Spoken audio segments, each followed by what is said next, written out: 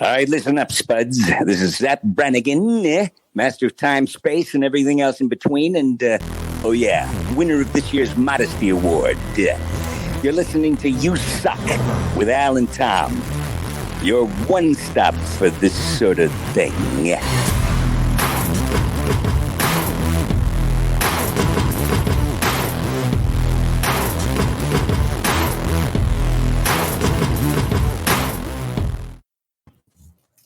Hey guys, how's it going? Welcome to USUK. I'm Alex Whiteley. And I am Tom Bruno. And thanks for joining us today, guys. It's been a crazy week. There's lots of stuff going on in the world right now.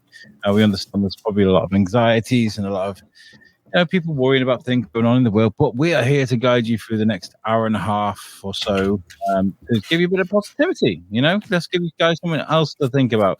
How have you been, Tom? You been all right? Good, man. Good. Fucking been doing some stuff. I recently right now I'm working on selling a few of my comics. That's what I'm doing right now. Ooh, what comics you got for sale? Spawn 2 through 75, Batman 404 through 407, which is the first Batman year 1, Carnage issue 1, 2, 3, and I'm working with this and a couple other ones. And I'm working with this group called sellmycomics.com. Seems like a legitimate operation. I'm going with the mindset of like sell the old to support the new, which is like I want a better camera, like not camera like this, but like a camera like a camera. Yeah. And I'm doing a lot of research into it, and you can get a pretty fantastic camera with interchangeable lenses from Sony for about like $300 to $400. I've been there recently. Yeah. Did you buy a camera? Yeah, I bought a Sony ZV-1, which is more for vlogging. This is what I've been using a lot for the vlogs I've been making for the biscuit and stuff, which is very, very good. The quality on it is just unbelievable. The only problem is by making a vlog of such high quality, which I do, it takes up a lot of battery. Yesterday, I went to the vigil for Ukraine in Shrewsbury, which was very nice to see. I took along Phil Morris, who's been working with the biscuit for a while as a photographer. He took some amazing visuals, but the videos I was taking with that camera were brilliant. But I forgot to take a battery, so they started doing the speeches and stuff as the vigil came to an end, and they were doing the speeches. I got one of the good speeches, then my battery just died. Yeah, that'll definitely happen. I have a pretty good camera. Like it's an old Nikon. Like it does the job, but like camera tech, it's like at least 15 years old now or something like that, if not a little bit older. And it's digital. It doesn't shoot in the proper way that I want. And I don't like going on vacation with my cell phone. Like I bring it. I'm not like a fucking troglodyte or something. I have a cell phone, Alex. Don't mock me. But I don't. I don't. I won't class you as a Doro phone guy. The big flip phones, the big buttons. But I don't dig. I don't dig the separation that happens when you have a cell phone on vacation, right? Like you're doing this, you take pictures. Cameras on phones are pretty excellent nowadays, shooting 4K and all that jazz. But like, the moment that you take it, you want to post it. Right? You're like, oh, this is a great memory. I want to share it with everybody. And then you're playing on your phone. And before you know it, you're completely disassociated from the situation that you're in right this second, which is kind of a problem to me. Like the reason that I go on vacation is to take the time to be with my family that I can't give them all the rest of the year. Like there's always like something going on in the background. So I don't like having my camera. So I went on to sell my comics place. I posted my comics. Funnily enough, they offered me exactly what I needed for my camera, which I was like, I'll take it as a sign. Like, and don't get me wrong, like they're getting a pretty good fucking deal. If you ask me, like, they're getting like $600 worth of comics for fucking, 300, but it's good. Like I did not have any other way to support this wanting of a camera. Me and the wife are trying to keep everything very tight until we go on vacation. So fucking, is your bottle disappearing? It's very impressive. I like what your camera's doing. It's very impressive. And the funny thing is, if I was to be like, hey honey, I really want a camera, she would make it work, but like a lot of other things would go out the door. of like, being responsible and stuff. So I figured that this was the best way to do it. Was I'm not touching my comics anymore. I haven't touched them in forever. So I think now is the appropriate time to sell them and support something new. There's some Amityville horror shit going on behind you right now. Like we were about to see you get murked by some spirit. The door's just open behind you. It's cats. It's cats. I believe you. So you saw a movie recently. I did.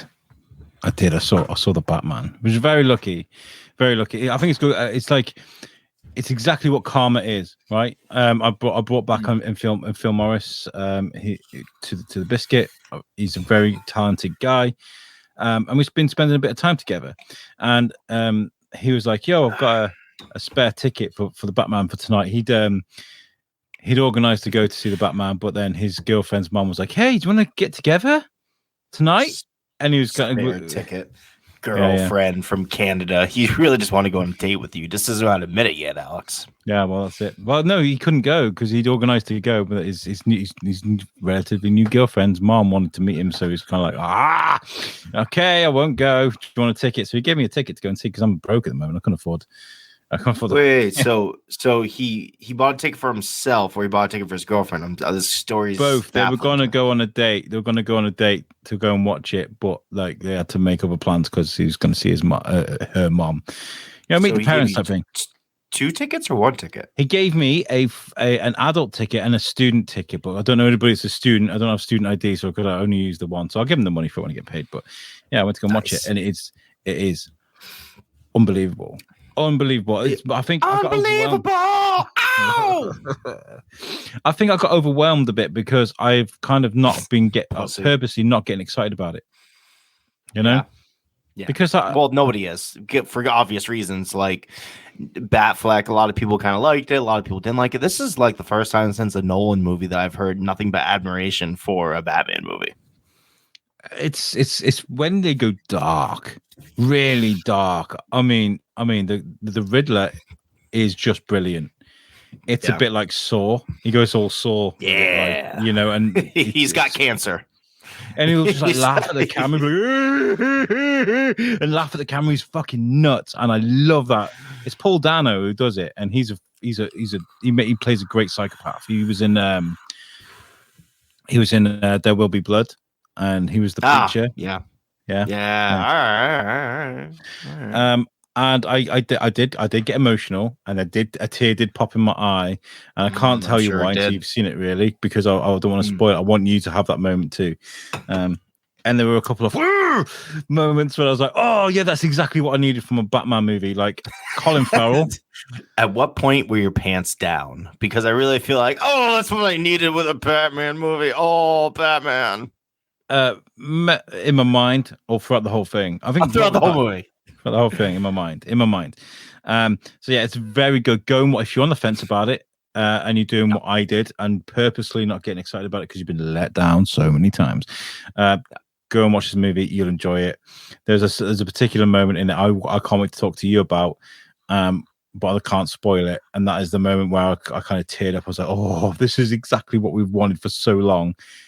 And hats off to Matt Reeves, because I feel like it's not an easy job, especially after the hate that. But for the record, Ben Affleck was a good Batman. I enjoyed him as Batman, right? I just think the writing staff and the editing staff at Warner Brothers have got a lot to answer for, especially with the Joker. We were talking about this on Thorskin this week, and I was talking about this.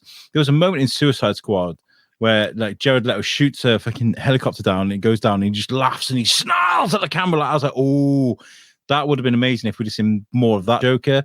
And they didn't like edit the shit out of it and give him like 5 minutes of airtime. I think that would have been better. But this Batman is very good, and Colin Farrell as the Penguin is phenomenal. He's an underrated guy. I think he's done some great. He's so underrated. It's like they should put him in more movies. He's only been in like one, right, or something. He's a bit like Mark Wahlberg, isn't he? He's a bit like he's in one thing. He's like, oh yeah, okay, that's all right. Yeah, that's okay. And then he'll do one performance. You're like, oh. It's really good. I like Colin Farrell. I like his penis too. I've seen it a bunch. He shows it quite a bit. He's got a lot of fur down there. But yeah, I'm sorry about the sporadic. I mean, I know this is going to go on like 3 weeks, but there is a point at the where you might be like, oh, there's no Thorskin this week. There's been USUK this week. I haven't been able to release an episode this week because life has been so 90 mile an hour, no time to even think, or it's been absolutely nuts because of the freaking war, man. It's crazy. There's so much. Seriously, man. There's so much going on that we need to try and get out and support people with. Our good friend Dr. Phil Gittins, we organised an interview of him talk about how to talk about kids with all this sort of stuff, and there's been some of the rallies and that I've been going to. It's been absolutely crazy, but yeah, we'll catch up, don't worry. I'm torn about this war. Okay, and that's not to be said as if Tom does, it's like, I don't mind humans dying. I think it's horrible and horrendous, and it's, this is just ridiculous. We should be able to solve our problems a better way than, bombing the shit out of one another. I'm just kind of torn about this whole thing. It's complicated. We spoke to Keli Kane, not Keli Kane. Keli Kane's coming on today. It's because I was just reading about it. We spoke to Amanda Jones, remember, from Shropshire Supports Refugees. We did a great interview with her, and she was just like, I don't know why these guys can't just meet up in a room and have a dust up. I just don't understand why they can't just put your dukes up, and have a real good scrap about it. That's probably what the Vikings would have done. Like, sure. Make the square, and I'll fight you for it. What else have I been doing this week? I watched a documentary called Sons of Sam. It's a true crime serial killer. Well, yeah, actually, it's about him, but there's a lot. It's like a 4-part miniseries, and when you put it on, you're just like, how the fuck are they going to stretch one dude? Because normally this type of stuff's like unsolved mysteries, right? You get a different thing every single episode, separated into 8. And you're like, yeah, I can see how they do 8 hours of this. How the fuck are they going to do 4 hours about one guy that we know everything about? What are they going to show me that's new?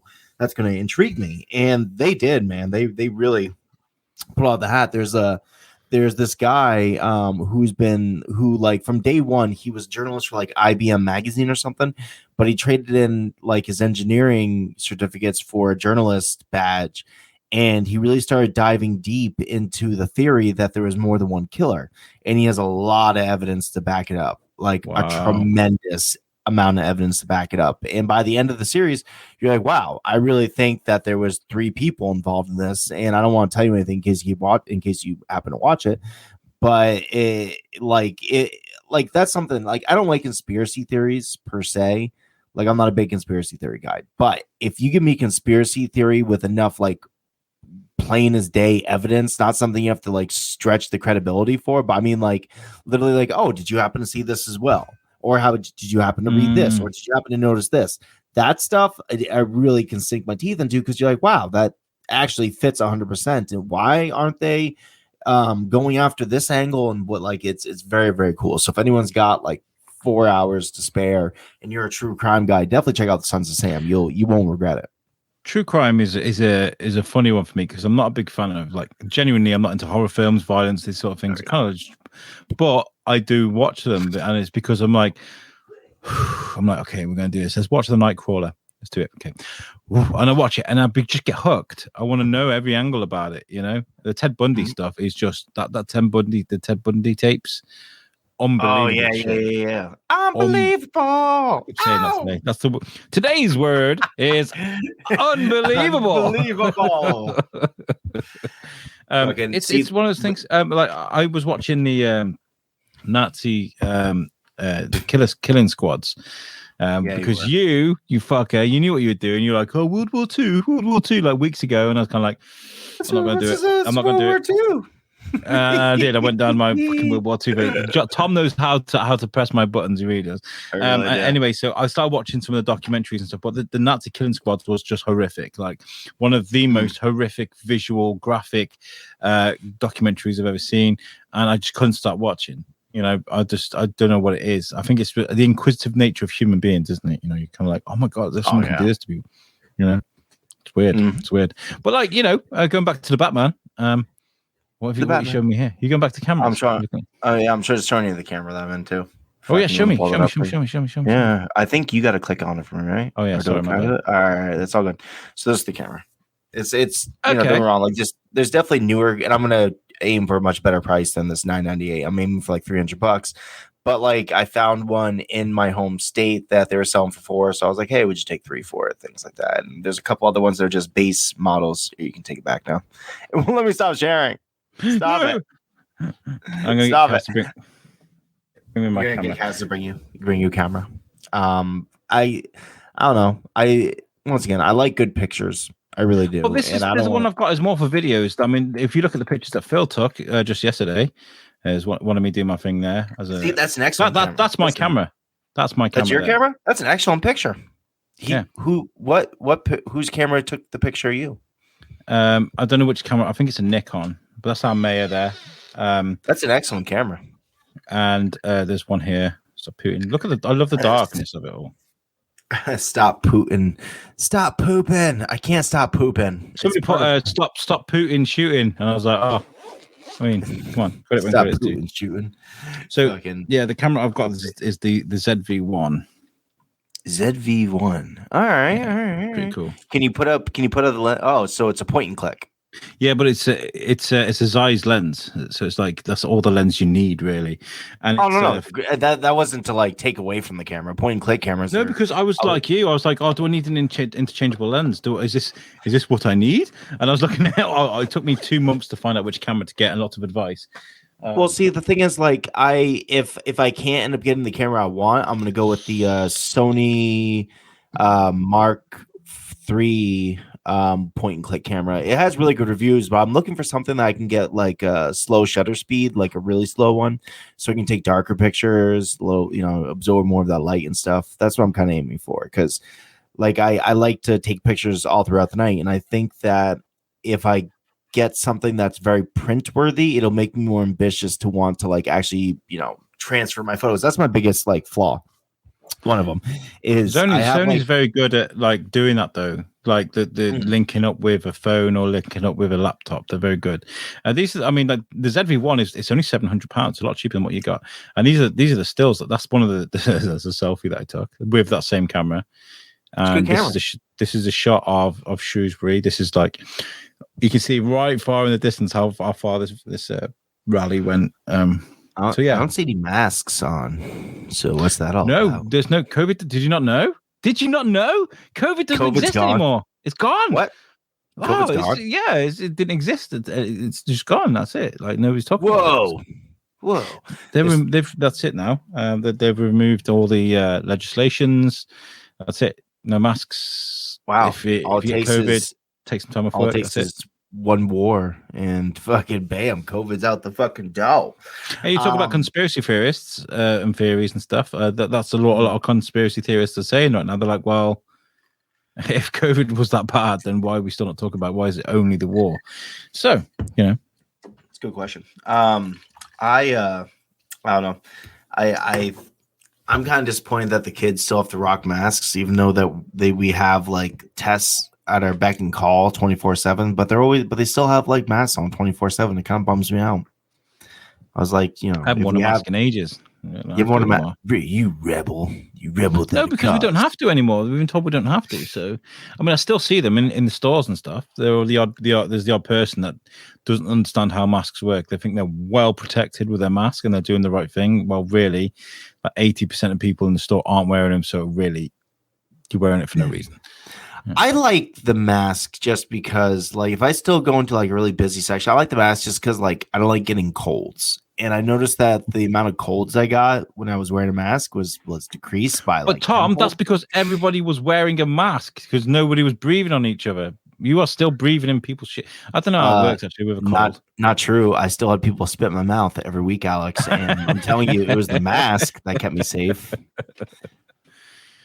We are at the moment we are waiting for Keli Kane to come in. This is a TV Guestpert arranged interview. And Kelly is we're going to talk a bit about Reiki, Reiki massage, and just being an all-round good person, because I feel like at the moment we need a bit of positivity, don't we? And she's a New Yorker, so you know how that goes. Yeah, she's from New York. Oh God, what happened to my screen? My New York people. Did you get a chance to listen back to last week's episode, by the way? Of this show, Alex, the show that we're doing right now. Which one was that? Because That was with the lady from Dream, Marissa. Oh no, I haven't actually yet. I'm really looking forward to it. It's on my laptop. I've got it here.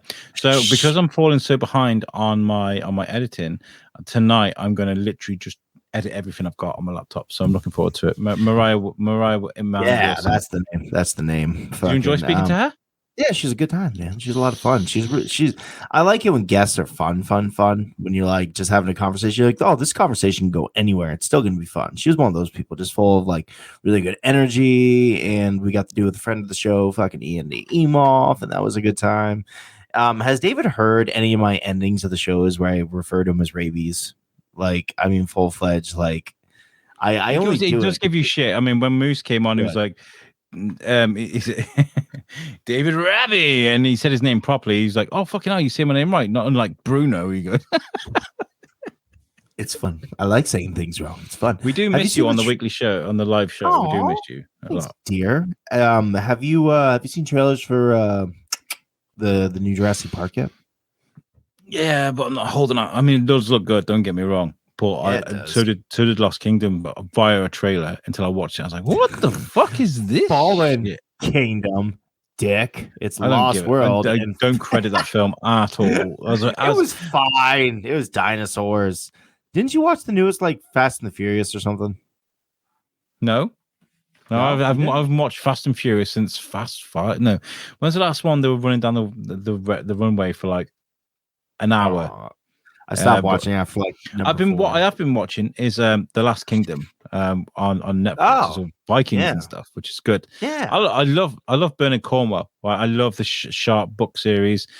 Sean Bean very famously played Sharp in the TV series, and that's based in the Napoleonic Wars. And then Bernard Cornwell sort of stopped writing the Sharp books. Literally read them all. He's just released a new one, but I'm saving that. He started writing about Uhtred. He was a Saxon boy that was captured and raised as a Viking slave. So he was kind of a Saxon Viking. So he knew about both worlds. He was kind of both like a hybrid, and it's very good, very good. Yep. That's funny. He's like Ariel from Little Mermaid. He's like fucking, I want to be where the Vikings are. I want to sack and pillage some villages. Walking around with, what do these call it? Oh yeah, clubs. Oh, I want to be a Viking. I think they're awesome. Make the square. Oh, yeah. I want to fight you. I'm going to leave your entrails hanging out. Make the square. They're so brilliant. Dude, I love them. I am so sorry to all of our Viking listeners that just got very offended by Alex's horrible. I haven't spoken to many Danish people, so I don't know how they are. I mean, apart from what I hear on the TV. I love Danish. It's so delicious. I mean, like the jelly insert and the fucking bacon. There's bacon in Danishes. The Danes are famous. Do you not get Danish bacon in America? We do. We have American bacon, Alex. We don't fucking import your fucking bacon. That's okay. Bro. So that is like a cultural thing. Keli Kane is backstage right now. Keli, if you're ready to come in, just give us a thumbs up and we'll throw you in. We're not live or anything, but yeah, she's here. Okay, so introducing, in a world where we need as much positivity and heroes of people, we've got a great example here with the amazing Keli Kane. How are you, Keli? How are you? Hi, I'm very well. Thank you. Thank you for having me on. I'm so excited. No, I'm interested to speak to you. Sorry, Tom, what were you going to say? No, I was going to say, now, Keli, explain to my co-host, my partner in crime, why we don't import Danish bacon. Who does that? We were just having a discussion about they get Danish bacon. I'm like, we're Americans, bro. We got like all the bacon we need. We got like supermarkets full of it. Not one of them say Danish on it. I don't know, true story. I have a friend who's from England, and when we went to Las Vegas, she was so excited to find like an authentic Irish place to eat, and she was going nuts over that sort of food also. Like, she was ridiculously excited. It's people in the food. Think I could come over to America and open we have carveries over here, so you have a Sunday roast, so you have your vegetables and this guy he'll cut you a slice of meat and chuck it on your plate. Then you go and get as many vegetables as you want, douse it in gravy, and have fun. I reckon I can make a lot in America. Open up in a restaurant like that, for the Brits out there. Sure, you could. So yeah, I cut you off again, Alex. See that? Quick words. So Kelly, whenever I read somebody's bio and I catch this one little thing, I always have to mention it first. Me being a natural born New Yorker, I'm always intrigued where other people from New York. Where are you from, ma'am? I am from Saugerties, New York. All right, so that's upstate. That's like real upstate. A little bit. I'm about an hour and 50 minutes north of New York City. I was from Poughkeepsie. There you go. Yeah, see, so you and me, man, we're in the same boat. Like, people always like, that's upstate. I'm like, well, kind of. I mean, you know, it's we need to collect my idea of upstate is like Binghamton and like all the way up there. That's my idea of upstate. Yeah, like Plattsburgh, yes, Buffalo. These are the upstate New Yorks that we refer to. You know, right? Alex, go ahead. You may go now. No, I was going to say we need to collect all these little bits where Tom goes, "Yeah, I'm from Poughkeepsie," and then people just go, "Oh." I am so sorry. Are you okay? Do you need a care package? I did get out. No wonder you live in Vermont. I'm sorry, Poughkeepsie. I've never been there, but that's kind of like you don't want to go. There's not a lot of great stuff. Like I never once have I ever had someone be like, "Oh, Poughkeepsie, home of the murder bear." It's always sorry, and I'm like, yeah, I guess you are.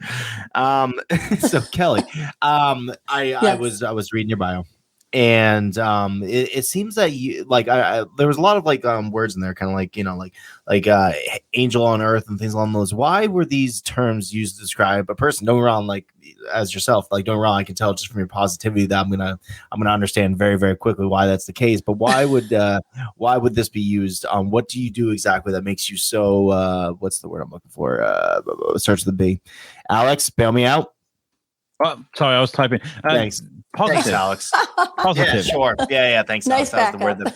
Yeah, totally. That's what he's here for. He's here to back me up. I was working. I'm running a studio here. Well, yeah, carry on. Sorry, Tom. No. Go ahead, Kelly. You, please. So I guess, you know, when people describe me as being like an earth angel, I love humans. I love people. I do this for a living. I'm a reading specialist. I teach children all day long for 18 years. And then you put all the work I had before that. I'm that social chameleon. I love to weave and go in between everyone. And I'm always so genuine in everything that they're saying. So when you're speaking to me, I'm looking right at you and I care about everything that you're saying. Non-judgmental, very open. If I can give you a hug, I'll give you a hug. If I could blow you kisses and you don't care, I will. I just walk around like that on the daily. So just my personality right away when you're hanging out with me, I'm tactile, I'm bubbly, I want to hang out with you. And they see that. But it's more about the giving that I consistently do. I'm a hugger as well, full-fledged. Like I've never been like a handshaker. I think it's so weird. It's like what a weird archaic thing, like the shaking the hand stuff. It's like, no, give me a hug, man. We'll get nice and close. And it's good. It also led to another term that was used for you, which I actually very highly sympathize with. Empath. Yes. Yes. Now, as an empath, what do you think is the worst thing about being an empath? Is it the fact that you always feel like you need to please everybody around you? Or is it the fact that, like, when you watch a TV show and you see something really embarrassing, you can't help but look away because, like, oh, no, I can't watch this because I feel what you're feeling right now. Which is the worst? I think the trick about being an empath, and I'm a very deep one, there's some intuitive gift locked into there also, is to not get so involved in every single case. I'm around 1,000 people a day. So if I give all my energy in all of those directions, what's left for me? Not much. And I've had so many traumas that I've gone through that I have to be very careful that I have enough to give you. I'm there for you to help you. But then I have to retreat back and do all the legwork to make sure that you're also not taking on everybody else's burden so heavy that you can't also help yourself. And that's hard because I want to help everyone. I definitely relate to you with that one, because this is me. This is how I live my life. And I'm going to bring up a picture I brought up earlier, and this would show you exactly how I sort of operate myself. This is at a rally yesterday for Ukraine. I am recording speeches. I'm watching someone talk about their home Ukraine and how devastating it is. The pain in my face there. I'm enjoying being there. I'm out and I'm doing things with the biscuit, like my other podcast. But the pain in my face there, because I'm hurting from what she's saying. So being an empath is a great thing, but it's also very painful because you just can't help but feel the pain of others around you. Yeah. And that's okay. You just have to do the legwork to make sure that you stay in that happy place. You can be there and you can absorb it and honor it. But then you have to do all those things to get yourself back into the right state of mind. So as it appears, we all kind of suffer from the same, from the same thing.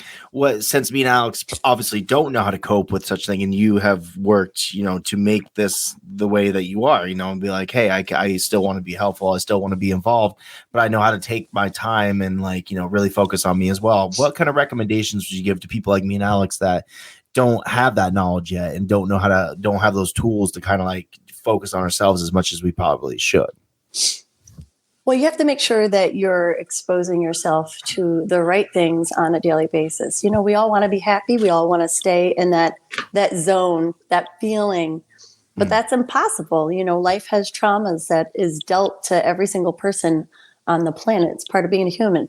So when that happens, you have to make sure that you're exposing yourself to the right things. What are you reading? What are you looking at? What are you sitting in for the moment?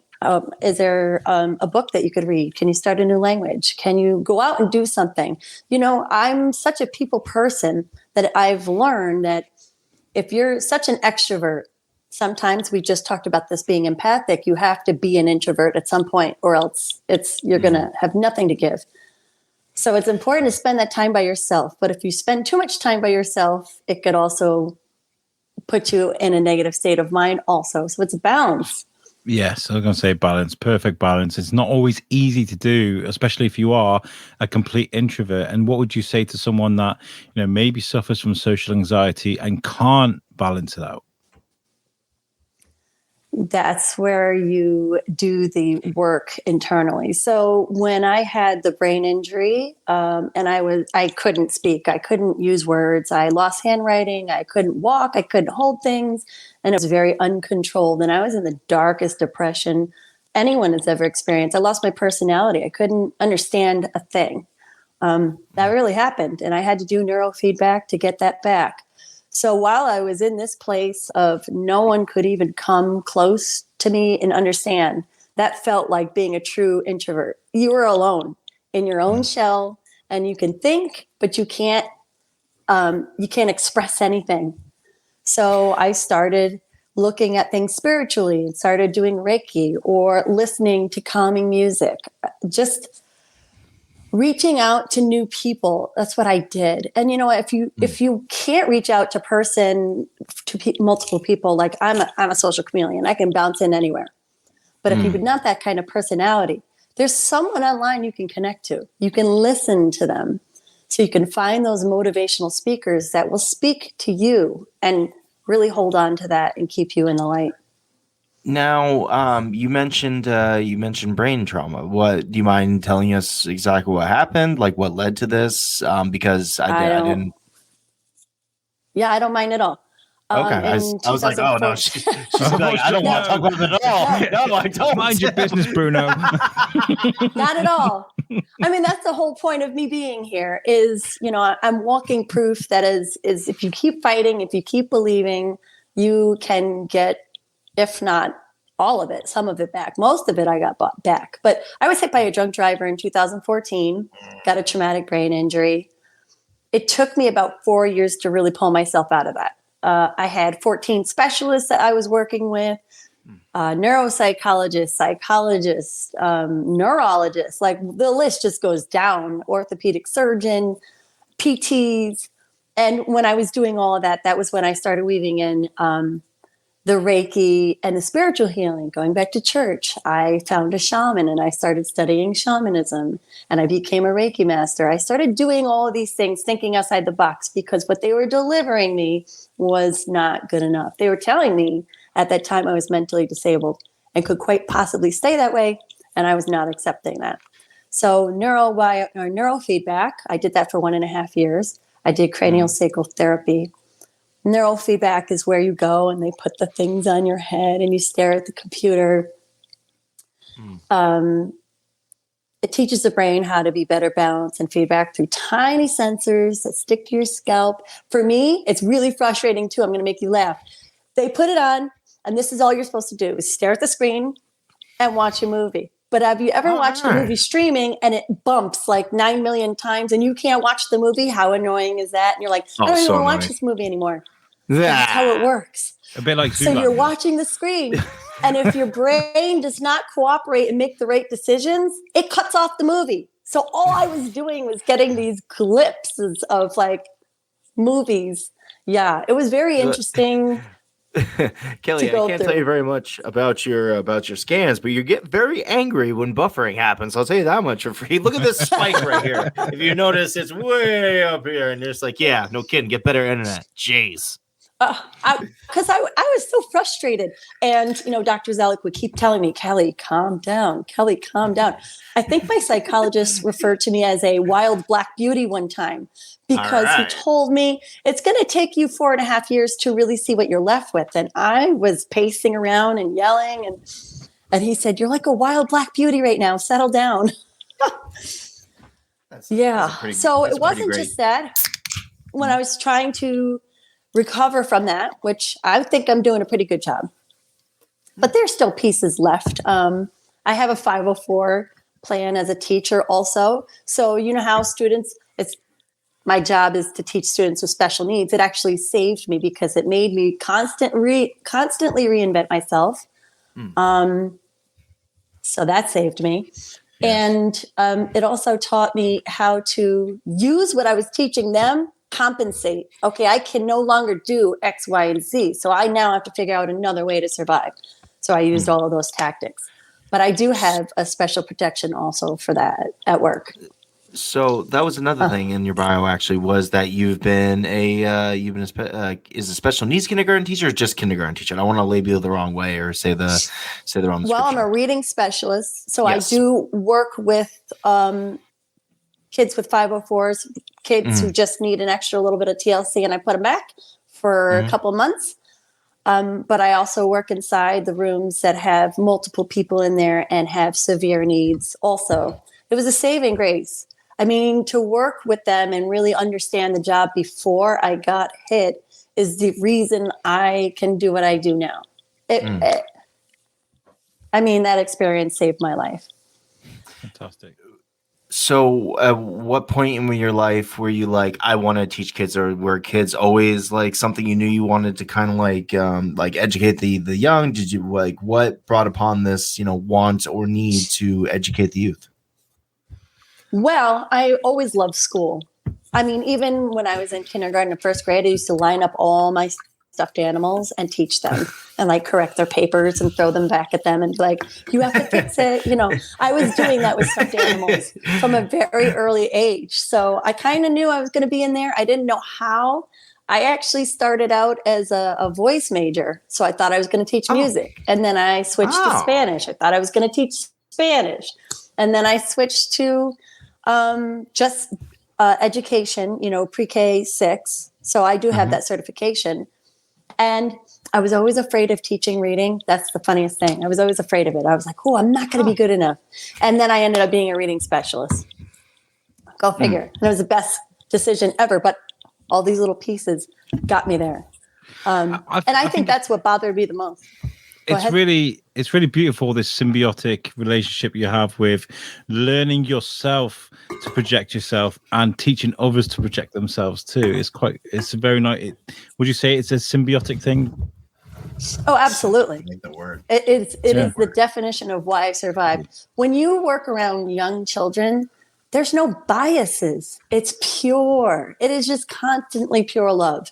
And they're not looking, they don't have all these traumas that happen that start shaping our minds. They're just open. When I walk down the hall, they scream, they see me, they hug me, they kiss my arms, and it is the best place to be. So while I'm going through all these traumas, all I have to do is go to work, and there's 50 kids running up to me, hugging me from behind. I love you, Miss Kate. Like, it's beautiful. It's the best sensation ever.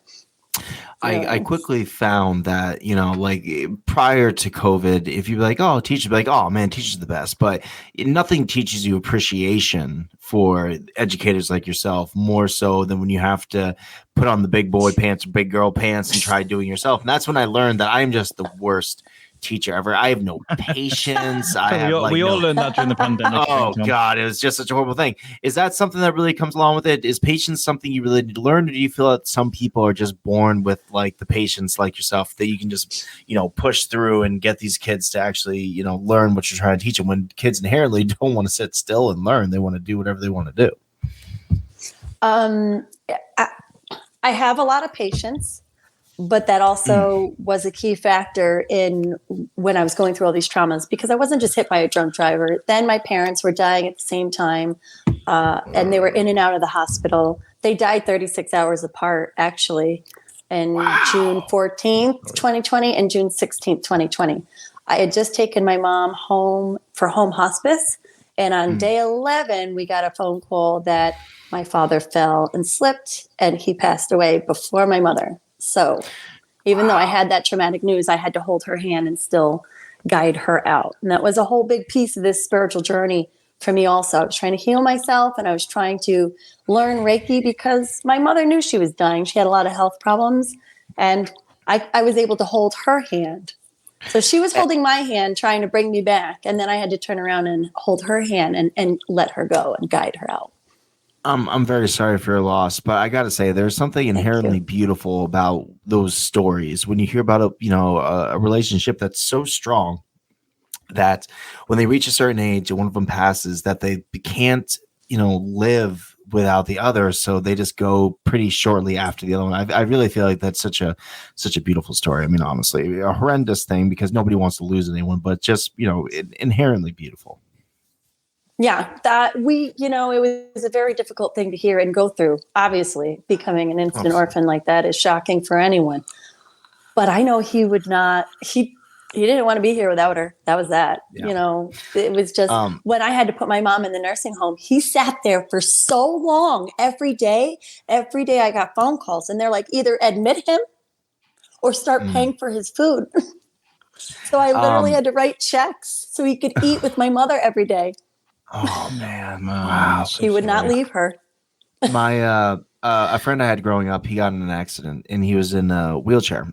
The person was drinking. They flipped the car. He went outside the car. Car rolled on top of him. So he was in a wheelchair for the rest of his life, unfortunately.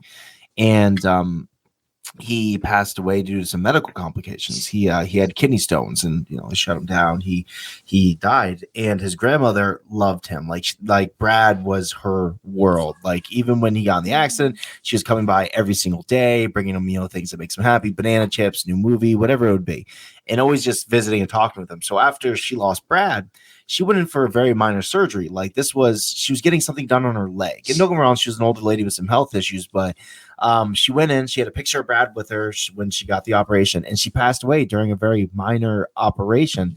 And I really think, it has a lot to do with the fact that she no longer had this, focal point in her life that she could, really kind of put all of her energy into and keep her going. So once that was taken away, she just had nothing left. So it's along those same kind of lines. And I think that happens to a lot of people. It's the spirit. Right. Their free will is just, yeah. I mean, will and intent is everything. Oh, absolutely. So that is exactly why I was doing the same thing. My will was stay here for my son. See, so there was a person. I was staying here for my son. I was going to do the best that I could for all those kids that I was going to get back. Now, I can't teach what I used to teach. If they put me back up in the higher levels and had me doing Greek and Latin word roots and stories up on the complex part, I mean, I had a brain injury. I'm doing pretty well regardless. I'd say so. So I am perfectly fine. Thank you. I'm perfectly fine staying down in elementary land where I can dress up. I love putting costumes on. I'm a freak. I love to play nuts. Like And that could go in other ways, but no, I like costumes. I went there. I did. Yeah. Good. A little good. bit of playfulness there. We're blue collar over here. It's all good. No qualms. I've got to say though, sideswiped you with that a little bit. See, there's a lot more to me than what you see here. Good. It should be that way, Alex. Please. No, I was going to say. Everybody's laughing now. Over the last couple of years, I've been learning a lot about, especially speaking to some of the guests that TV Guestpert have suggested to us. The stuff I do with the Shrewsbury Biscuit, learning a lot about meditation and mindfulness, and the kind of things that you can do to get yourself through a day. I mean, one of my popular things to do is I do suffer from social anxiety, right? And I went to this tea party at Charles Darwin's house. It had been closed for decades to the public. It was his birthday, and let's celebrate Charles Darwin's at his house. Anyway, the mayor was there. All the higher people of society was there. I was like, I was kind of really starting to panic about it, right? And so what I do is I have a really cold shower, as cold as it'll go, and I breathe through that, right? And then I slowly, gradually warm it up, and I really do feel like that sort of resets me a little bit and gets me through the day. But they put me I sat next to the owner of the building's wife, and we were sat there chatting for a bit. But that breathing and that trying to get through that cold water, I really do think helps me. Can you see the connection? Is that what Reiki is? Absolutely. Yeah, I can see the connection. Yes, Reiki is me sending my white light and energy and everything that I own from my own heart to you. I mean, there's been a million instances where you stand around a person and you're like, I like their energy. Even if you're not gifted, you know that energy. It's there. It exists. So when I'm channeling it, I've been doing it for a while, and this is what I've been working on. And I am just a big bubbling heart anyway, so I can really get the white light to go in there. But breathing was so important during all of these traumas that was going on. I would breathe in for 3 seconds. I would hold for 4 seconds and out. You got to breathe out more than you are in, because you're really trying to clear the old and clear that stagnant negative energy right on out. I learned that with the shamanism. I learned that with this massage therapy. I learned that with my psychologist, who kept saying, sit down and breathe, you wild black beauty. Stop running around the room. So the breathing is important. And also that ties in the cranial sacral still point, where you hold the back of the neck, and there's 2 pressure points, and all you're doing is holding that, and it resets the nervous system. So you chose water, which in the spiritual world, water is a very healing element. And they do tell you to run your hands underwater for clearing. So even if I was working on someone, I could run my hands underwater with a spiritual prayer, and it does clear. So maybe there's a little bit of spiritual stuff going on in there with that empath side of you. Yeah, but the still point and the breathing, yes, these are all ways to quickly reset yourself. It's work. It's all the time. I'm trying to remember her name. Oh my gosh, I spoke to this amazing lady from the Universal God Center in Shrewsbury, and she was talking about the breathing thing. It's a military exercise, isn't it?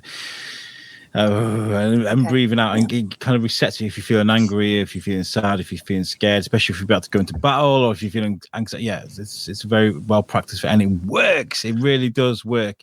And I found out with what I'm doing, one of the worst things I'd like to do is Voxbox. If I stand with a microphone, I'm at a festival, I'm kind of like, yo, can I get an interview for the thing? If I sidle up to someone, I'm like, would you want to do an interview? And they're like, they sort of like, what? I'm like, yo, you want to do an interview with me? Yeah. They'll be like, yeah, okay, let's do this thing. It's kind of, you transfer energy from people, don't you? It's an energy exchange, right? Yeah. It's interesting. Yes. So they even teach the kids to breathe too. They call it social emotional learning. That's very big after teaching in the pandemic. Let's not even get into that, because that's a whole other hour by itself. Woo! Yeah. Learning to teach online to kindergarten kids and having them focus. Mm-hmm. I feel like I earned another degree that I'm not paid for, compensated for, anything of the matter. And but you deserve a medal.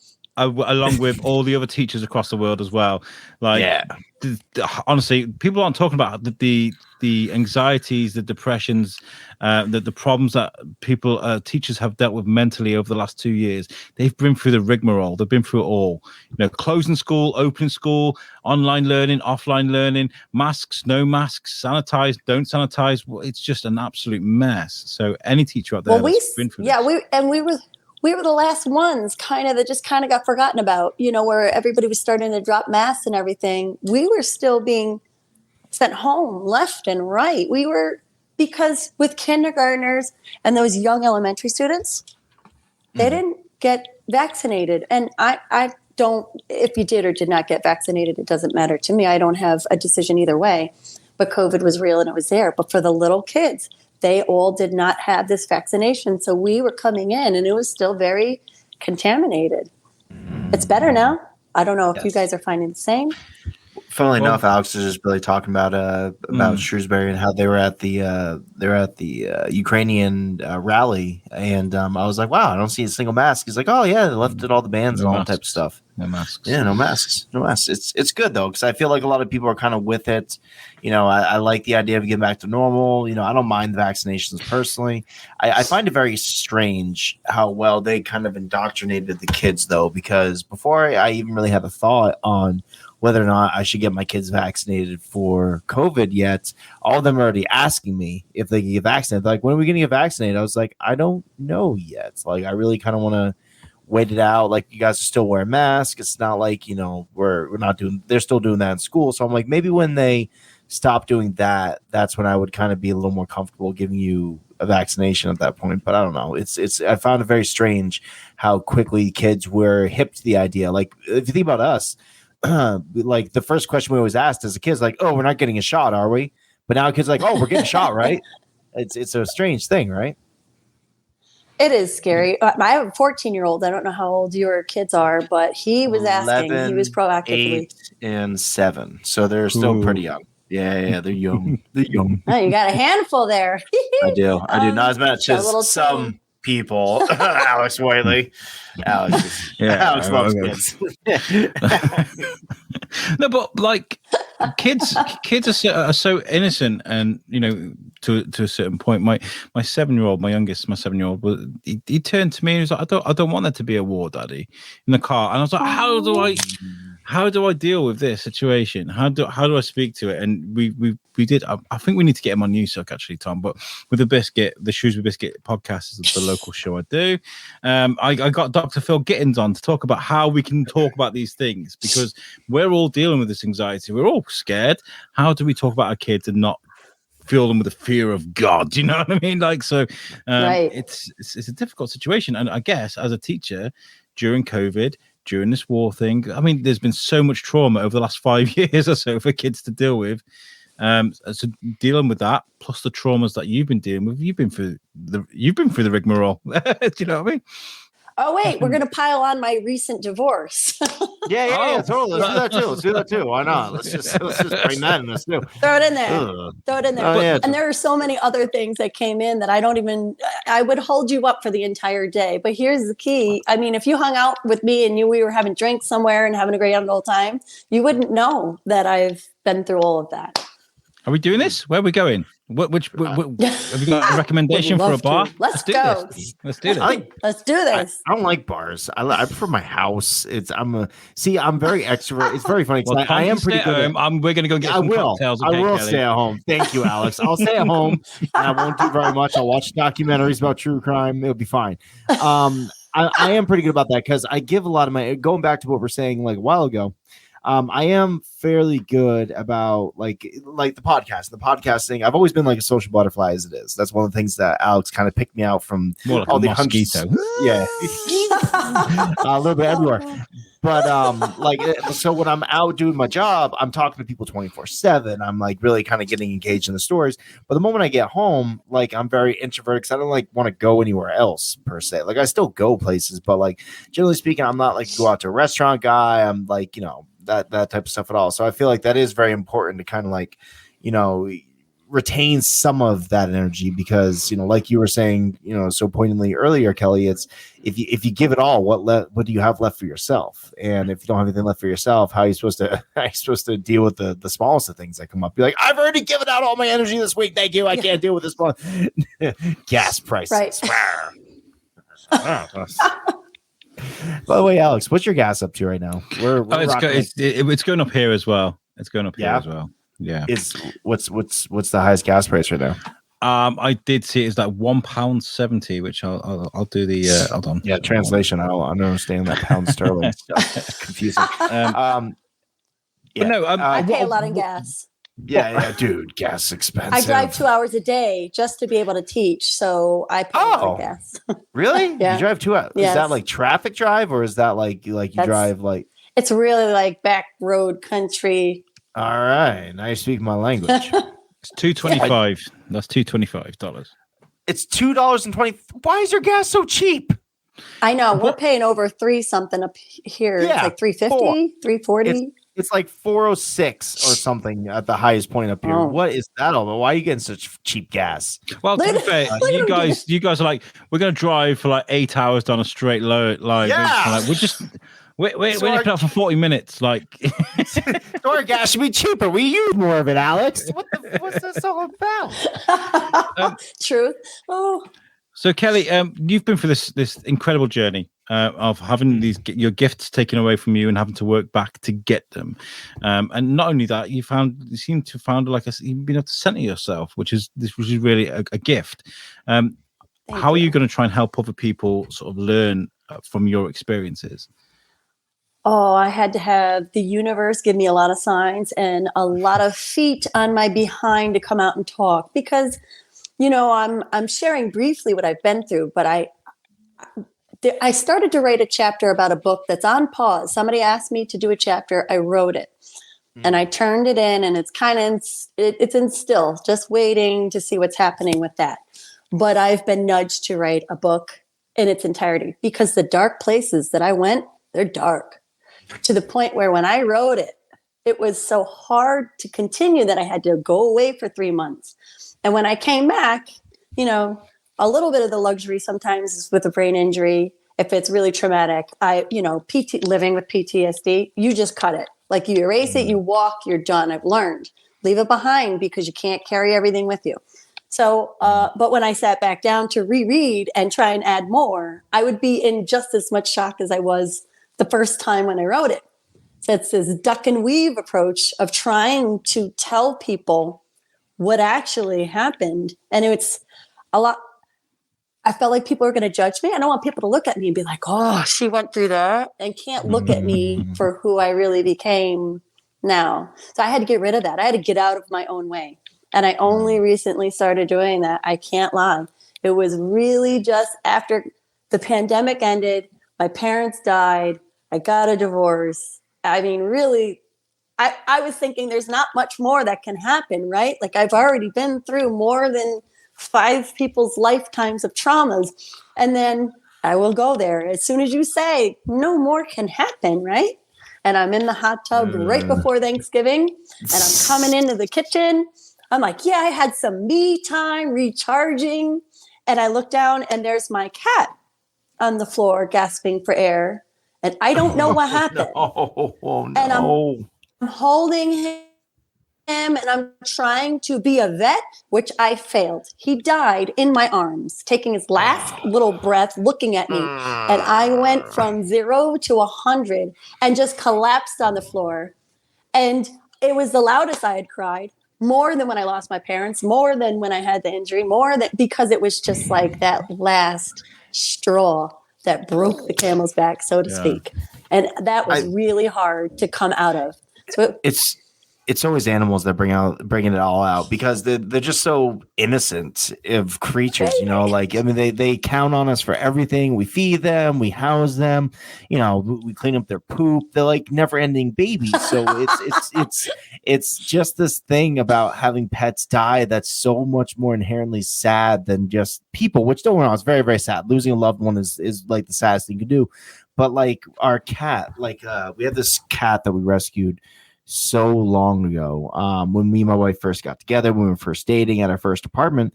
And a couple of summers ago, my wife decided, she's like, I think it's about time to get her fixed, because she was still doing that going into heat thing every month, and like try sleeping with a cat going. I know. It's not the thing to do. So like we got pretty tired of it. So my wife, decided like, hey, let's get her fixed in her old age. My cat, she's special in a lot of ways. Like her eyes don't become slit. Like, no, seriously, like she thinks she's a dog. 1, 2, her eyes don't go into full slits. They're always circles. Like, so there's something going on there. But they're cats. She's still cute. She still loves to cuddle and stuff. But like, so she went through the surgery, and she doesn't deal well with stressful situations. When we took her in from the outside, she was a street cat, and she hid underneath our bed for like a year or something. Like she never came out. That's a long time, dude. It was a long fucking time. And then when we moved, she hid in the closet for a year. She was not about it. So like slowly but steadily, she started coming out and like being like, "Hey, what's going on here? Like, is everything okay?" And then she'd get pet. And she'd be like, "All right, that's cool. I'm back under the couch and all that stuff." So she was super introvert, so she already has these type of issues. And then we bring her to the vet to get fixed. She gets fixed. She goes through this trauma, and then her response to that is, "I need to bolt." Like okay, so if I was to leave the door open right now, like we have a mud room that leads out to our porch, which leads out to the woods. If I leave that door open, the other 2 cats are like, "Oh fuck, a jailbreak!" Pew! Out they go. This cat will stick her head out the thing, and be like, "No, I'm cool. I don't want to go out there. I remember the outside now, how horrible it is," and she'll take her ass right back inside. But like this time, because she went through this trauma, her response was, "I must get away from this scenario as quickly as possible." And she was gone. We thought, like, we don't know what this cat is. Like, she must have had some really bad stuff going on where, cats like to kind of go away when that type of stuff is going on. And fortunately, my dog found her. Like she's still alive. She's still in the other room. But like my dog found her outside. Yeah. There's good stuff at the end. But we had to bring her back to the vet. We had to get infusion because she was really dehydrated. And I just remember that whole night before we got her back to the vet, like just being so upset that this cat, who was already like 2 legs out the fucking door already, was passing away from me. Like I was just sitting there, and like my wife had people over at the house and stuff, and I spent the entire time laying on my belly staring at her. I'm like, "You okay? Like, you want some water, cat?" And like just really focusing on the whole thing. So I really feel you on that. It's just so weird how animals can bring that out of you. I don't really have pets. I have like fish, but like I got so many. I live in an apartment, right? I can't have a dog in an apartment or a cat. But no, if I'd have spent like hundreds of dollars trying to fix a cat and it ran off, I'd be like, "Hey, fuck you! Fix you, come back and love me."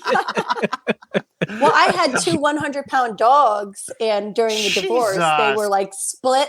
Yeah. I had 3 cats and 2 100-pound dogs. What dogs were they? And they're split custody dogs now. Oh no! But they get 2 Christmases. That's all that matters. They get 2 Christmases. What kind of dogs? One of them is a Great Pyrenees Lab mix, and one of them is a Australian Shepherd, German Shepherd mix. Ooh, very nice. Yeah, they're very attractive dogs. And I got the first dog off of angeldogs.com. Oh, ta-da! I wanted Angel dog. Yeah. I wanted a wolf hybrid dog for the longest time. They have a place down the road from me that actually breeds them. But I found out because my dog's name is Taz, and he is not like other dogs. He's got little dog syndrome so bad, and he's so emotional.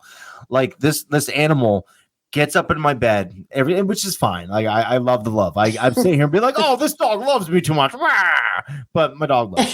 He's my guy, and like he crawls up. Like as soon as my wife hops out, but he's like, "Oh, cool, it's dad time," and he hops up, puts his paws on me, no matter what time it is. Mm-hmm. He's like, "Hey, you awake? You ready to do this? I'm here. I want you to scratch me." But so I wanted to get another dog to keep this emotional, bastard away from me all the time. I'm like, "Here, have a friend." And I was looking into a wolf hybrid dog, but when I was speaking to the lady, she's like, "So we'd have to come out and do an in-house investigation." I'm like, "For drugs? Like, what are you talking about right now?" And she's like, "No, like these dogs are like escape artists. Like you need to be 100% aware and prepared for the fact that these dogs are going to like like try you to the bone to break out of your house or break out of your enclosure, that we need to make sure that you have everything in place to care for this dog. And I was like, wow, there's like, I got my dog for $100, and these dogs are very, very expensive, mind you. And I'm like, so not only do I have to pay you an ungodly sum of money for this wolf hybrid dog, but then you're going to come and judge me for my housing and how I'm going to keep it. This seems like way too much work. Well, you live in the woods anyway, so I mean, it's true. It's true. Well, there's no halfway home, you know. There's no wolves here, which is weird because, like, if you were to, like, I mean, like 100 years ago, there's wolves. We're going through this whole thing right now where they're trying to convince people that we have cougars in Vermont because there's apparently. I'm sure you do. Oh, we got so many cougars, bro. So many. Sorry, that was really immature of me. Really immature. Yeah, it really was, Alex. Well, I like how I needed the 30-second delay. See, that was part of it. Like I had to repeat it in my head, and then 30 seconds later, that's part of Special Kelly. They've just put beavers back into the Shropshire wildlife, which is what?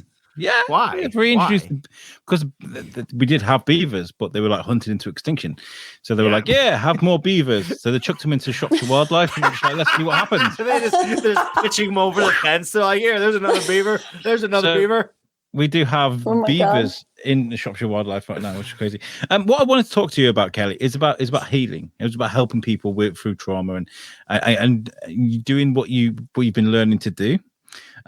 Do you think it helps that you've been through such a shit time to be able to help others, or do you have to be completely impartial?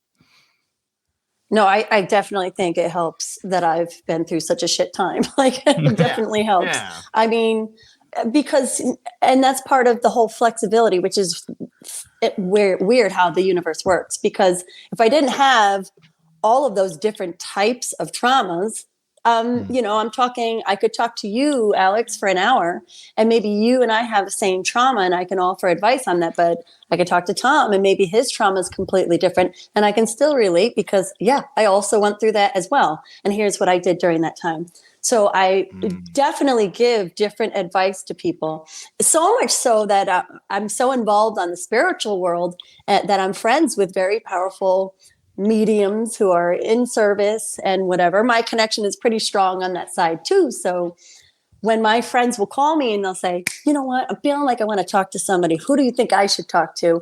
And I have about 6 people that I work with around whatever. And I will say, tell me your story. What are you looking for? And then I can tell them the right person to go to. A person that I recently met called me a connector. That's what he called me, a connector. So I thought, that kind of fits. You're like a medium dealer of sorts. You're like, I got the guy. A medium dealer. Because I have it too, but I don't want to use it that way. I don't. See, it's so funny because like when you said I have people I can point you in the direction of, I thought you were talking about spirit people. I'm like, is she talking about she's got like close like ties to Einstein and stuff? She's like, I know just the guy. Here's Benjamin Franklin. Talk to him. He'll teach you how to save a penny or something. I'm like, what? That's awesome. Because like I know if I had strengths like that, the only ghost I'd be able to pull up would be like really important ones. Be like, here's the ghost of like Walt Whitman, and be like, Walt Whitman. I don't want to talk to Walt Whitman. I don't want to talk to Edgar Allan Poe. Yeah. Like I have such a lame roster of ghosts on my side. Alex, if you could talk to any like ghost mediums that I am friends with. So they, like Tracy I got that Flutie, Karen Roberts, and Cosmic Divine. I'm actually another person that I chat with a lot is, and I'm going to do it. I'm going to name drop. I'm doing it. Patty Negri from Ghost Adventures. That's a pal of mine too. Right. She's been a saving grace for me. Poor thing. My little tech set. Speaking of ghosts, I just really saw that they're bringing back the original Ghost Hunters taps, like they're hyping that on Discovery. Which I was telling the wife because when that show first came out, me and the wife loved Ghost Hunters. We were like, "Oh, this is awesome!" I know. Like the moment they're like, "We're bringing back the old crew," I was like, "Oh, I'll totally watch that with the wife." Like, I mean, like my beliefs are different nowadays, but the entertainment value is still there. I had a really cool teacher. I got to meet a really cool medium back in the day, a really famous one actually, because I'm gonna name drop as well. Kelly, you're not the only one. My teacher, John Kuhn, he actually knew on a very personal level Ed and Lorraine Warren. And he had them come to the school multiple times. Oh yeah, they have Ed and Lorraine Warren, famous for like the Amityville horror case, and really cool people. And she was like sometimes you hear that about people like, oh, they're medium, and you're like, oh, okay, and you know, they give off the same vibes everybody else does. Being around Lorraine Warren was like this completely different thing. Like when you shake her hand, you're just like, whoa, you're giving off like this energy. Like a shock, right? It's like a shock. Like a shock. Exactly. It's a very good way to put it. Mm-hmm. It is like a shock. You're just like, whoa. Like, it is. Hey, like, are you like 9 volts or something? What's going on here? Like, what's the deal? There's a person that when I stand around them, I get dizzy, and I don't usually get that. So yeah, it's true. Not dizzy like. Well, I actually don't know what it is, to be honest with you, but I get that one around Charlie Adlard. Yes, you do. Charlie Adlard, the amazing man that drew The Walking Dead for many, many years, is one of Alex's hero and a local to his town. So like whenever, it's just so funny, it's like an ongoing joke, because now, like at first it was just Alex was just a random guy. Now that him and Charlie are on this very similar level, Alex has really, you know, made himself known in the community. Everyone thinks of him as like the guy that really has his finger on the pulse. So now they're on like a similar, you know, level, and he still gets all like, oh, it's Charlie Adler. I'm like, yeah, dude, I was with him just last week. I was at a thing because Shane Sheps, he runs a drink and draw thing for Comic Salopia. So you turn up at this restaurant, you pay admission, and you sit and you draw, and he gets famous people to come in. And one of them was Charlie Adlard, and me and Charlie know each other quite well. And he comes and sits on all the tables, right? I took my 7-year-old Timmy, and he got to sit and watch Timmy doing his artwork. And like every time, like Charlie'd look up for a conversation, I'd just be like, hey. Oh, hey, Charlie. Oh, that's really fantastic. I gotta say, Kelly, have you ever done like a sip and paint or anything? My wife dragged me to a puff and paint one time, which is a similar thing, just with cannabis instead of drinking. It's the most Tom Bruno thing ever. Well, it's true. Oh, come on, guys, let's not act like it's not legal in most states. But anyways, so like we went to this puff and paint, and it's a really good way to like get your guard down, to like really let yourself be vulnerable and do something that you wouldn't normally do. I'm not a painting guy. I'm not artistic like that. But, you know, put in the right setting, you know, with a bunch of people that are all, you know, not too great at it, it was a lot of fun. You ever do any of those? Absolutely. I can paint a little bit. I mean, I drew a dog on the board for the kids the other day, and they were like, "You're so amazing." That's why I love my job. I don't have to do much for them to tell me I'm a superstar. So it feels really good. You have that one kid in the back, but when he's I like, go crap there, dog, and you're like, what? Who said that? Yeah, right. If I were at a sip and paint with the dog that I just drew, I don't think I would get any accolades. However, when I'm at work, they're like, "Oh you're amazing," and I'm like, "Yes, that is great." I was very fantastic. I put a lot of time into drawing my pint. They were like realistic, right? So I was drawing my pint, right? I wish I had it. I think I've got it somewhere. I was like, "This is amazing!" Because what the idea was, Charlie would pick one, and they would win one of Charlie Adlar's drawings, right? That was the prize, right? So he didn't pick my pint. And I was like, Charlie, that's not acceptable, my friend. Like, I don't know, you're the great and powerful Charlie Adlar, but that's a very good drawing. Yeah. He's like, listen, you were going to get the drawing, Alex, but I saw that look you gave me whenever I looked up your son's drawing, and I couldn't possibly give that to you. It's creepy. You were giving him creepy, sexy vibes, so he said, never mind. Gives me those type of vibes all the time. I love them, though. It's so sexy. It's so creepy. We spoke to Peter Bedard a few, 18 months ago? A long time ago. I love Peter. He's amazing. Convergence Healing. Make sure you check out his website, convergencehealing.com. Great guy. And obviously a found dancer. His life got destroyed. His body got destroyed. But through self-healing and through his own will, he became better. And he's now helping people from around the world. And he moved us a bit, didn't he, Tom? We definitely learned a lot from him. Oh, yeah. Meeting Peter is how I got to you guys. Oh, really? All right. You mentioned us, yes. didn't Yeah. Right. So Alex, he mentioned us, did he? I love that. I like that. Thank you, Peter. Yeah, Peter. Yeah, in a roundabout way, he got me there. I actually was working with Patty Negri online, and then through the network that she has, I met Peter, and I took two of his classes, maybe 3. And he was looking for an additional author. for his book. He's the one that's on hold. So he has my stuff. So I do talk back and forth with Peter often and have talked to him about my traumas. Matter of fact, when I kind of dipped back in September, October-ish, he was one of the people that called me and we worked through my stuff together to get back on track. So yeah, he's a definite empathic healer too. All you guys with TV Guestpert, we get some of the most incredible interviews. Like me and Alex, we generally aim to talk to everybody. That's like the concept of the show, is we want to hear everybody's story.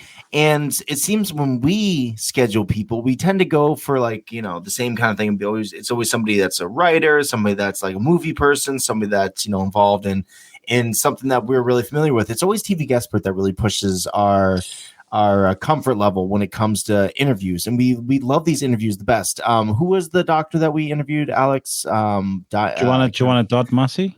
Oh God, that was so much fun because you guys were talking about Dr. J.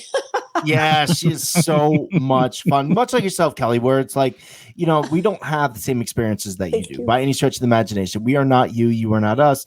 But these conversations are always the most meaningful because we get to see your side of everything, and it's just so much fun. Like in the interviews, like we did this event that Alex put together called Pod Aid, where we raised money for one of his local charities, which is Lincoln Davis. It was 24-hour podcasting. And we had what's her face? Oh my goodness gracious! I'm spacing. Who's the lady that runs TV Guestpert? Jackie Jordan. That's the girl. So we had Jackie. Jackie came on, and she was like, you know, doing this hectic schedule, but she took time out for us because it was for a good cause. She's like, she calls from a bar, and it was the first time we've ever done a podcast where somebody on the other side was like at a live bar with music and shit. And they're playing pool in the background. It was quite cool. Playing pool in the background. She's like, hold my shot. I got quarters on the table. We're like, do you want to go? And she's like, no, I got this. I'm multitask, boys. So we're like, all right, you are. Oh my God, I love her. Like, it's understanding culture from either side of the planet. And when I say that, it's not just all about Star Wars and Batman and Marvel. It's not. It's about the intricate side. It is a little bit, but like, it's about the intricate sides of society. How do we heal? How do we cook? We spoke to Jesse Iwuji last week. There he is, a NASCAR driver. Hey, what's it like inside of a car? Like, we'd like to find out about different aspects of life, and TV Guestpert, you really do help us with that. And Kelly, you are an absolute star. To go through what you went through, and in all purposes, are still probably going through, but to be positive and to be able to help people. I think you are a land angel, and the fact that you're going out there to help people. Angel. That's so sweet. Earth angel, will I do believe be mine? I really do. Sorry. Because it's an odd amount of things, you know. When I am able to say it, I say it so quick. So matter of fact, like I'm reading off of a narrative of a report that I wrote. Yeah, well, this happened to me, X, Y, Z, and that was all in the last 7.5 years condensed. And people just kind of they pause and they stare at me, and there's nothing. Like, they're in shock. They are in shock, and I'm like, "Are you okay?" They're processing. Like, I'm looking at this chick and she doesn't even flinch when she said all of that stuff. That's because I already dealt with it. But that's why I had the shaman. That's why I did the spiritual work. That's why I have all my medium little friends that have guided me around. Yeah, I am a very, very different kind of person. You're awesome. You're awesome. I'm so glad that we've met. And I'd love to get Pete on again. I'd love to get you on again at the same time. I think that'd be a great show. I love it. But Alex, we can't do that. The positive energy will blow out our cameras. I don't think that we can accomplish such a goal, like all that positivity. You know that Eagles of death metal music video where he's like, bam, with his guitar, just blowing people away. I love it. So Kelly, if people, Alex, question. The question from last week. Do you have it? Bring it up. I do, and it's a very personal one, and I'm very sorry, but what we do is we get our guests to ask next week's guest a question. They don't know who's on the show, so what we'll do is we'll ask you the question from our last guest, which was the amazing, I just showed him on screen, Jesse Iwuji, an amazing guy, by the way, a serving officer in the Naval Reserve who's also a NASCAR driver for his own team that goes out and offers opportunities to ex-servicemen and young ones. So he's a great guy. And his question is, do you remember the reason you broke up with your first boyfriend or girlfriend? And does it affect you today still? What an interesting, fun question. I think you're the perfect one to ask this because you're kind of like, actually, it was really terrible, but here's what happened. Right. No, I'll share it. I know exactly who it was. His name was Jason, and he had braces and blonde hair. I hope he never listens to this. He probably won't. Nerd. Yes. I think that the reason we broke up was there was some girl drama. Like he couldn't decide between me or another girl. But the funny story is, it's not funny. I actually don't care either way. He didn't end up liking either of us because he. So it is what it is. It's fine. He was figuring himself out. We were like 11, that's what you're doing at that time. He had some real Betty Veronica action going on. He's like, you know what? I'm more of a Jughead guy. I think that's really what it boils down to. That he was figuring out what his favorite flavor was. I'm totally fine with that. Vanilla. And on the flip side, thank you for answering that, by the way. I appreciate it was a very personal question, but it's just the way the runes fell, But do you have a question for next week's guest? You don't know who it is, but I don't know who it is, and I'm going to ask them a question. Heck yeah, you are. Do I even know who it is? What's my schedule look like for next week? I guess I don't know why I'm hearing this. What is the exact moment you knew that this is what you were going to do for a living? Excellent. I don't know why I heard that. Excellent choice. No, it's a good one. That's a good because I knew when I was teaching stuffed animals, this is probably going to happen. When I scolded that one stuffed animal for his grammar, I knew I was going to be an educator. I really reamed into him, was like, listen, Eddie, if that's how you spell it with an I-E, silly. You did not use a comma. I don't like that. There's a lot of kids nowadays that have their names spelled in such weird ways, and it's like, I get it. I got called Keli growing up. Keli here. Oh, and I cried. Yes, I was such a Keli, little. Right here. My name is Kelly. I used to cry. It was ridiculous because I was just so frustrated with that. That's so and I was obsessed with the red marker too. At that time, teachers really used red more, and they really wanted to demonstrate this is wrong. Fix it. So I won't use red now. Ooh, what color do you use instead of red? Purple. I get called Whitley. I get called Whitley all the time. Like, it's white, L-E-Y, white, Lee, white. Just sound that out and realize how much of an idiot you look right now. Call me Whitley.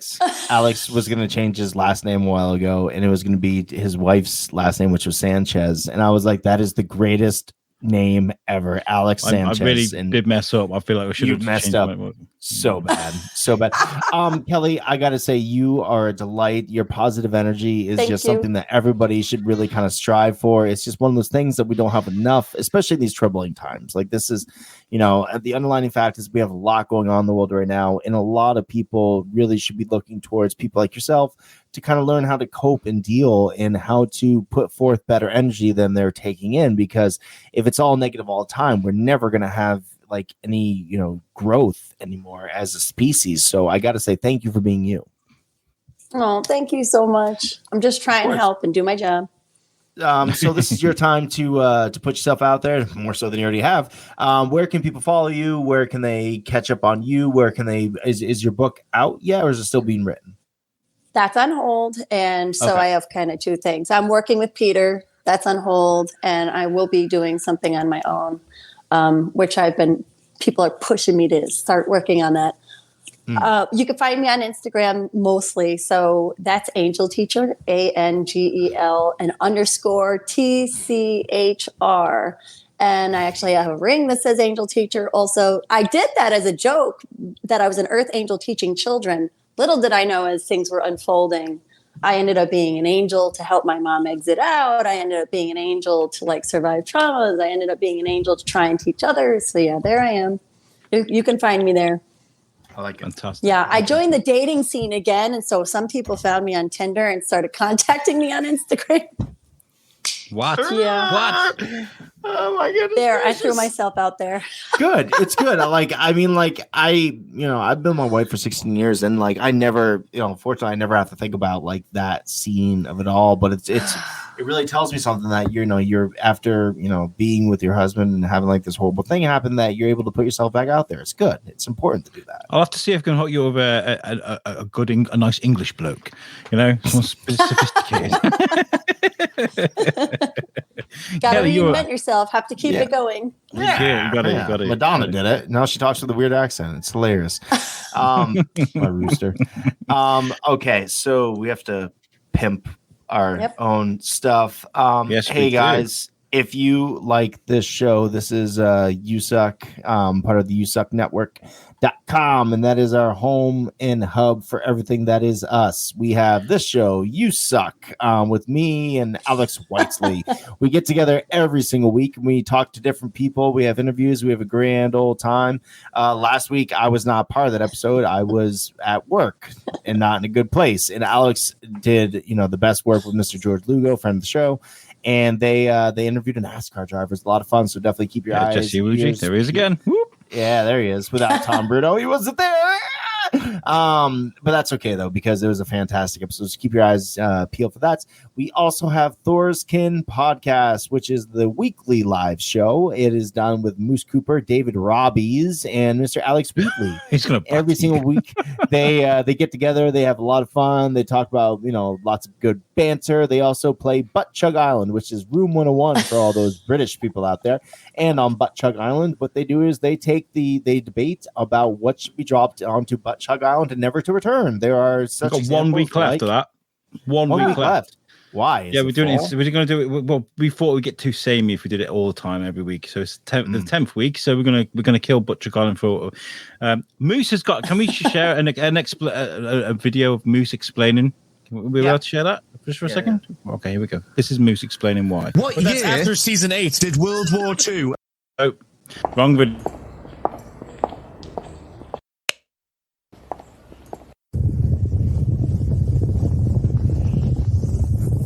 As we can see, ladies and gentlemen, that the volcano is starting to go off a little bit here, but everything seems to be in control. Everyone there that seems to be alive, but oh well, we will see. Back to the studio.